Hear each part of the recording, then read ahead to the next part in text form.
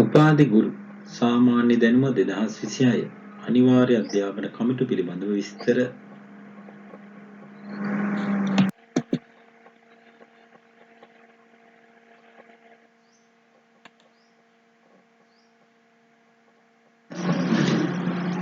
අනිවාර්ය අධ්‍යාපන රෙගුලාසි යටතේ පිහිටවනු ලබන කමිටු මොනවාද? පාසල් පැමිණීම පහසු කිරීමේ කමිටුව, පාසල් කමිටුව ලෙසත්, පාසල් පැමිණීම අධීක්ෂණය කිරීමේ කමිටුව, අධීක්ෂණ කමිටුව ලෙසත්,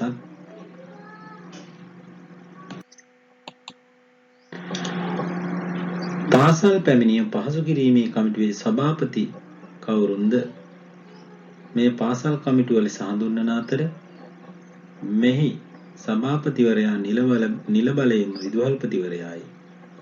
පාසල් කමිටුව පත් කරන්නේ කලාප අධ්‍යාපන අධ්‍යක්ෂය.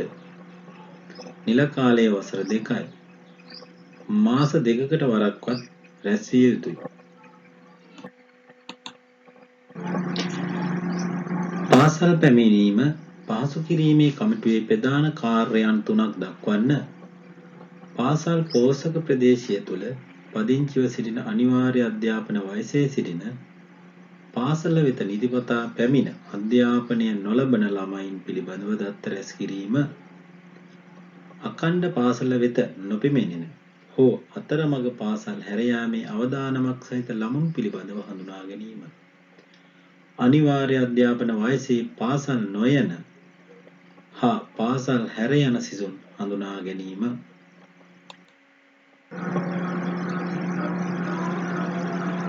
පාසල් අධීක්ෂණ කමිටුවේහි සභාපතිවරයා කවුරුන්ද? කොට්ටාස අධ්‍යාපන අධ්‍යක්ෂක. පත් කරන්නේ පළාත් අධ්‍යාපන අධ්‍යක්ෂක විසිනි. මාස 3කට වරක්වත් රැස්විය යුතුයි. පාසල් අධීක්ෂණ කමිටුවේ කාර්යයන් 2ක් දක්වන්න. පාසල් කමිටුව අධීක්ෂණය, පාසල් කමිටුවේ බලයලත් නිලධාරී සම්බන්ධීකරණය. අනිවාර්ය අධ්‍යාපන රෙගුලාසි යටතේ බලයලත් නිලධාරියා වනුයේ කවුරුන්ද? කලාප අධ්‍යාපන අධ්‍යක්ෂ.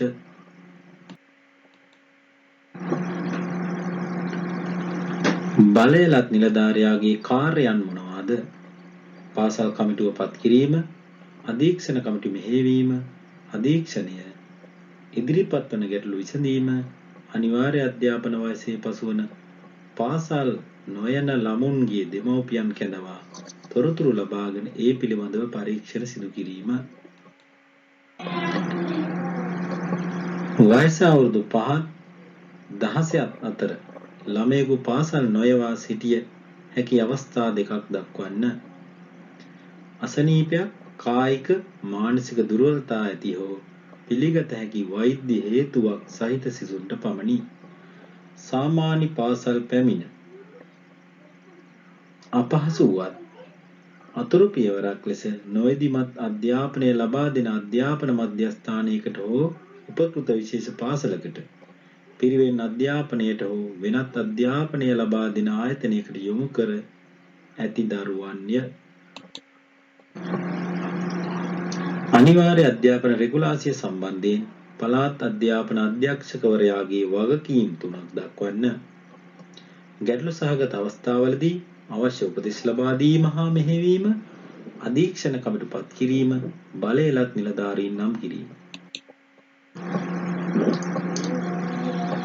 අනිවාර්ය අධ්‍යාපන ලැබිය යුතු වයස් සීමාවේ සිසුන්ට අධ්‍යාපන අවස්ථා ඉහළ නැංවීමට ලංකාවේ ගෙන ඇති පියවර මොනවාද? කිසිදු ළමයෙකුට පාසල් ලබා දීම ප්‍රතික්ෂේප නොකිරීම, ගැටලු දුෂ්කරතා ඇති සිසුන්ට අවශ්‍ය සහාය ලබා දීම, සාමාන්‍ය පාසල් අධ්‍යාපනය දුෂ්කරතා ඇති සිසුන්ට අනුමත විවිධ වැඩසටහන් සිදු කිරීම.